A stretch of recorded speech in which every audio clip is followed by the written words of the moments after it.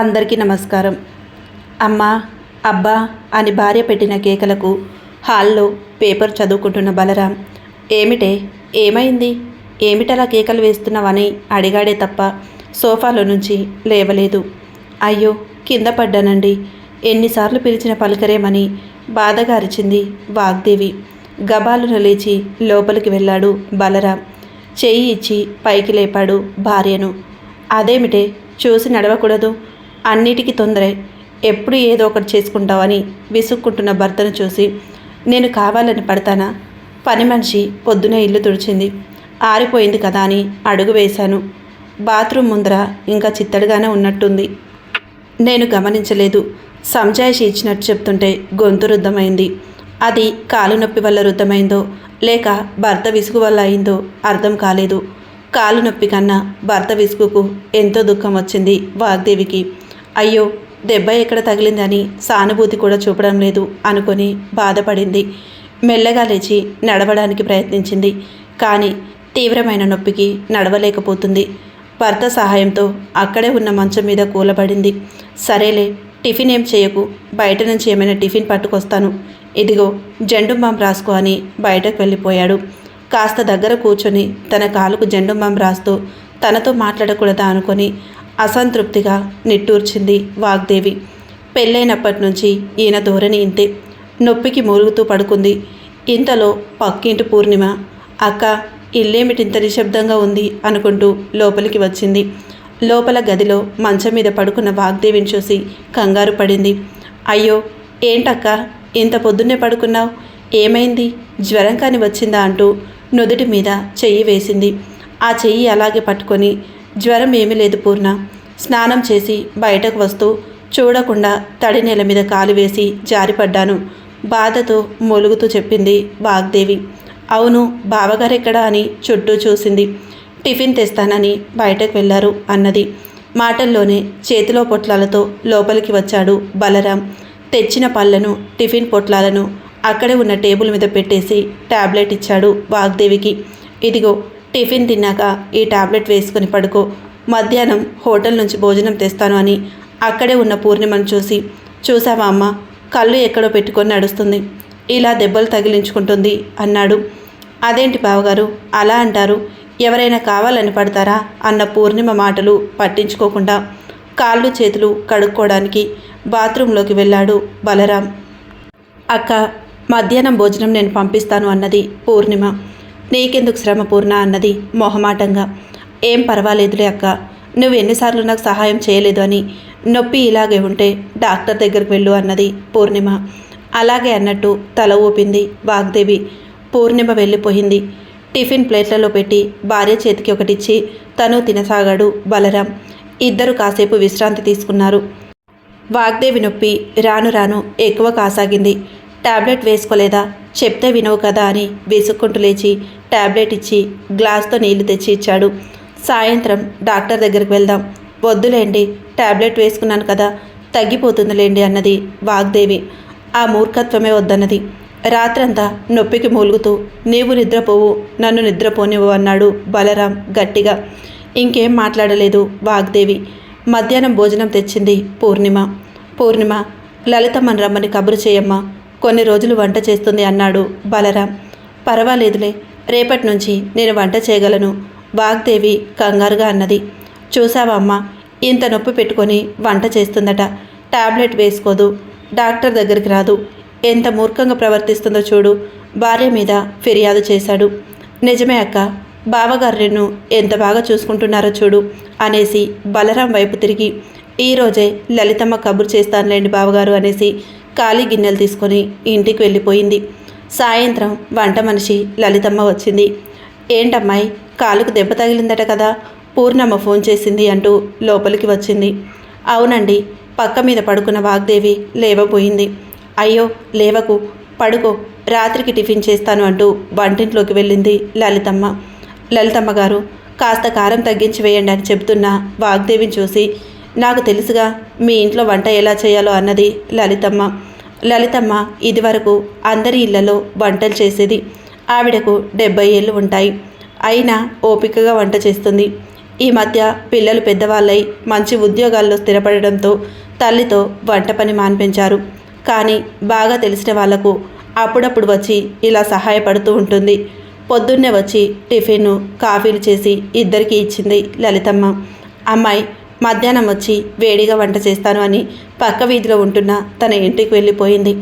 కాలు నొప్పి ఇంకా తగ్గకపోవడంతో డాక్టర్ దగ్గరికి బలవంతంగా తీసుకెళ్లాడు బలరాం. అన్ని పరీక్షలు చేసి కండరం కాస్త నరిగింది.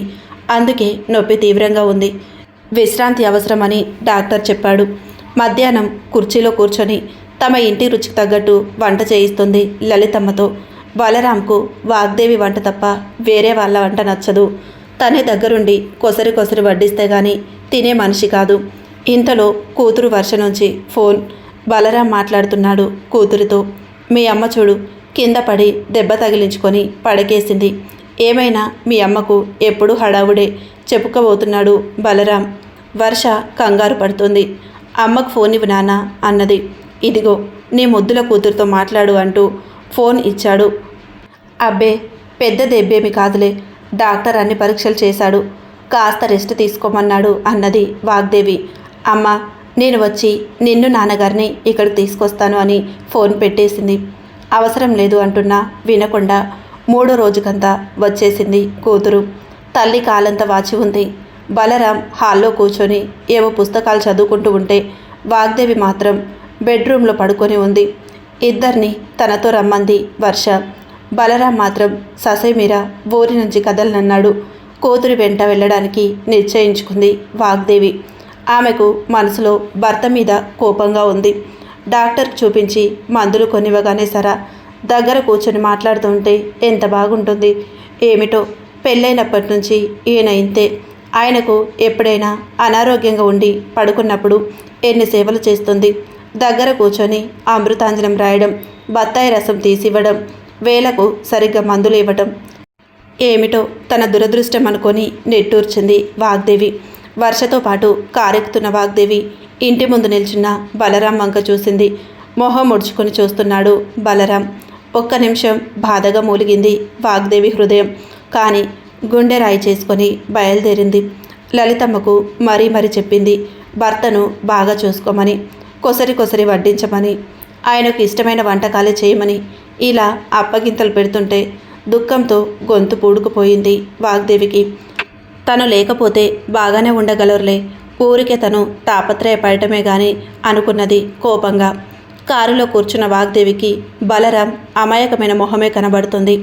పెళ్ళైన కొత్తలో అత్తగారు చెప్పిన మాటలు చెవిలో మారుమ్రోగుతున్నాయి. అమ్మాయి, అందరూ తమ కూతులను అల్లుల చేతిలో పెడతారు, కానీ నా కొడుకును నీ చేతిలో పెడుతున్నాను. వాడు ఒట్టి అమాయకుడు.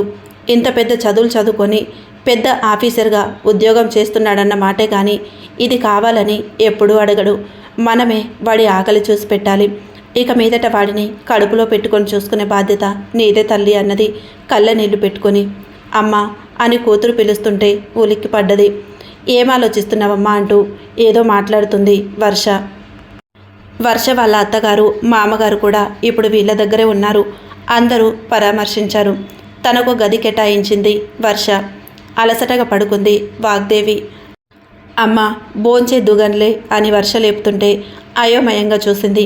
తనెక్కడ ఉంది అనుకుంటూ వర్ష తనను ఇక్కడ తీసుకొని వచ్చిన సంగతి గుర్తుకొచ్చింది వాగ్దేవికి.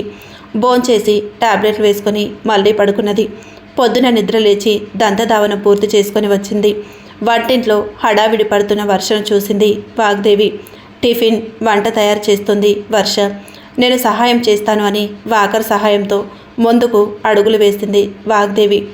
అమ్మ నువ్వు కొన్ని రోజులు రెస్ట్ తీసుకో, గదిలోకి వెళ్ళు, నేను అక్కడికే కాఫీ తెచ్చిస్తాను అంటూ తన పనిలో లీనమయ్యింది వర్ష. తనకు వర్ష వాళ్ళ అత్తమామలకు గదిలోకి కాఫీ తెచ్చి ఇచ్చింది. కాస్త గిల్టీగా ఫీల్ అయింది వాగ్దేవి. ఉన్న పని చాలక తన పని భారం కూడా కూతురి మీద పడ్డందుకు చాలా బాధపడ్డది. కామేశ్వరమ్మ కోడలికి పనిలో అసలు సహాయమే చేయకపోవటం, గదిలో కూర్చొని టీవీ చూడటం, కోడలు కష్టపడుతుంటే అసలు పట్టించుకోకపోవడం వాగ్దేవికి మనసులో ముళ్ళు గుచ్చుకున్నట్టు అయ్యింది. 2-3 రోజుల నుంచి గమనిస్తుంది. అల్లుడు కౌండిన్య కూడా అసలు సహాయం చేయడు. మెల్లగా కూతురు వంట చేస్తుంటే టేబుల్ మీద కూర్చొని కూరలు తరగటం లాంటి పనులు చేయసాగింది. అలా వారం గడిచింది. 2-3 సార్లు బలరాంకు, లలితమ్మకు ఫోన్ చేసింది ఎలా ఉన్నారని. మనసంతా అక్కడే ఉంది వాగ్దేవికి. ఏమిటో ఇంతమంది ఉన్నా కూతురు ఎంత బాగా చూసుకున్నా ఒంటరిగా ఉన్నట్టు అనిపిస్తుంది. ఇక వెళ్ళిపోవడానికి నిశ్చయించుకుంది వాగ్దేవి. ఒకరోజు పొద్దున వంట చేస్తున్న వర్ష బాగా నీరసంగా కనిపించింది. ఏమైంది వర్ష అని చెయ్యి పట్టుకున్నది. నిప్పు కనికలాగా వేడిగా తగిలింది చెయ్యి. అయ్యో జ్వరం వచ్చినట్టుంది. వర్ష నువ్వు వెళ్ళి పడుకో, వంట నేను చేస్తాను, ఇప్పుడు నాకు కాస్త నయమైందిగా అంటూ కూతుర్ని బలవంతంగా గదిలోకి తీసుకెళ్ళి టాబ్లెట్ ఇచ్చి పడుకోమన్నది. వంట తనే చేసింది. ఇంత జరుగుతున్నా ఏమైందని అడగలేదు కామేశ్వరి. సాయంత్రం జ్వరంతో పడుకొని ఉన్న భార్యను చూశాడు కౌండిన్య. ఇంత జ్వరంతో ఉన్నావు, డాక్టర్ దగ్గరికి వెళ్ళొచ్చు కదా అన్నాడు. ఇప్పుడు నువ్వు తీసుకెళ్ళు బాబు, అసలే నీరసంగా ఉంది, ఒక్కతే ఎలా వెళ్ళగలదు, కాస్త గట్టిగానే అన్నది వాగ్దేవి. ఏమనుకున్నాడో వెంటనే వర్షం తీసుకొని డాక్టర్ దగ్గరికి వెళ్ళాడు కౌండిన్య. భర్త గుర్తొచ్చాడు. తనను డాక్టర్ దగ్గర తీసుకెళ్లడం, మందులు, పళ్ళు తేవడం, మందులు సరిగ్గా వేసుకోమని చెప్పడం. భర్త మనసు తెలిసి కూడా ఆయనను అపార్థం చేసుకుంది. ఇలా ఆలోచిస్తూనే వంట పూర్తి చేసింది వాగ్దేవి.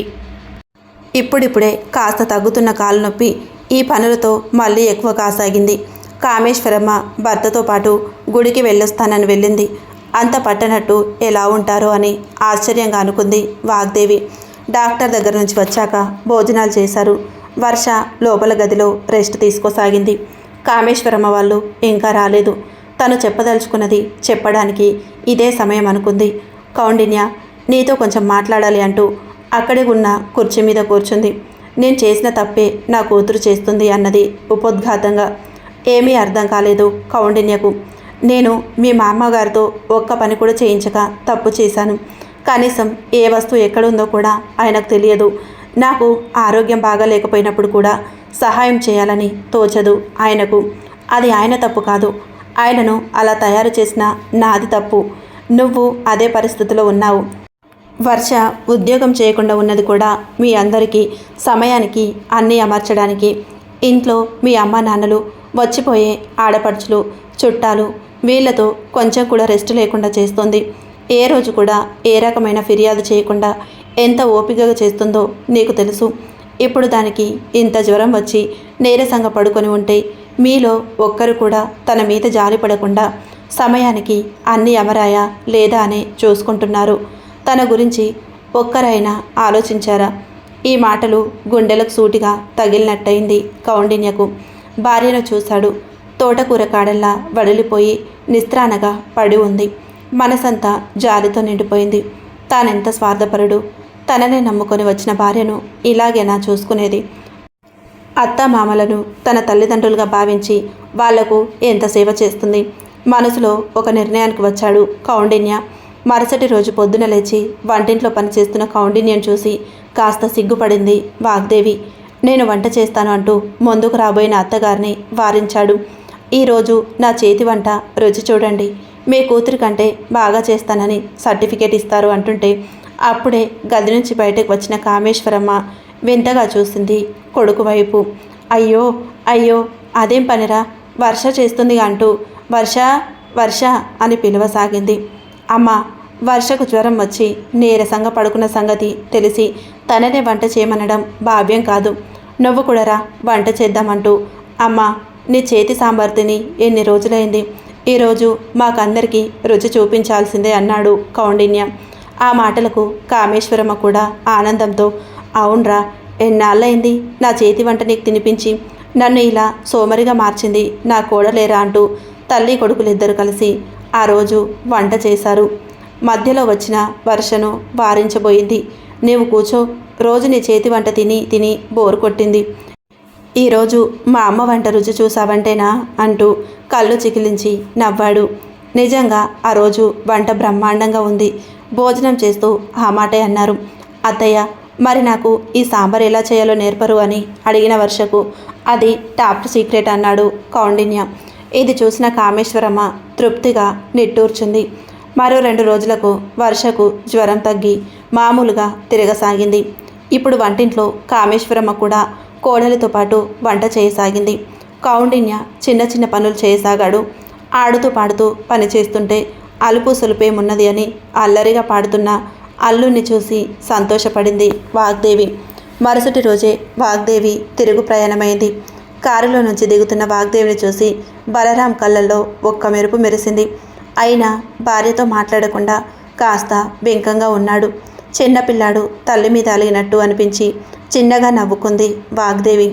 లలితమ్మ ఎదురు వచ్చి బాగున్నారా అని అడిగింది వాగ్దేవిని. ఏమోనే వాగ్దేవి తల్లి, నీవు ఊరెళ్ళిన దగ్గర నుంచి మీ ఆయన సరిగ్గా తినడమే లేదు. చేసిన టిఫిన్ వంట అంతా మిగిలిపోయేది. ఎంత బ్రతిమాలినా తినేవాడు కాదు అని మళ్ళీ తనే అన్నది. ఈ మాటలతో వాగ్దేవికి దుఃఖం పొంగుకొచ్చింది. ఛీ, తానెంత దుర్మార్గురాలు. తను భర్తను మర్చిపోయి అక్కడ హాయిగా ఉంది. వెంటనే భర్తకు ఇష్టమైన వంట చేసి కొసరి కొసరి వడ్డించింది వాగ్దేవి. బలరాం తృప్తిగా తిన్నాడు. వాగ్దేవి కూడా భోంచేసి టాబ్లెట్లు వేసుకొని మంచంపై పడుకున్నది. తన ఇంట్లో పడుకుంటే ఎంత హాయిగా ఉన్నది అనుకుంటూ నెమ్మదిగా నిద్రలోకి జారుకుంటున్నది వాగ్దేవి. ఎవరిదో చల్లని చెయ్యి కాలు నిమురుతూ ఉన్నట్టు అనిపించి ఉలిక్కిపడి లేచింది. బలరాం జెండుమాం రాస్తున్నాడు కాళ్లకు. నొప్పిగా ఉందా దేవి అని అమాయకంగా అడుగుతున్న భర్త చేయి పట్టుకొని కళ్ళకద్దుకుంది. కళ్ళలోని తడి అతని చేతి కంటింది. దేవి, ఇక ఎప్పుడు నన్ను వదిలిపెట్టి ఎక్కడికి వెళ్ళకు అంటున్నాడు బలరాం. అలాగే అన్నట్టు తల ఊపింది వాగ్దేవి. నన్ను వదిలి నీవు పోలేవులే. పక్కింటి టీవీలో పాట వినబడసాగింది. చూశారు కదండి. ఈ కథ మీకు నచ్చితే ఒక్క లైక్ చేయండి. ఈ కథ పైన మీ అభిప్రాయాన్ని కామెంట్లో తెలియజేయండి. Thank you.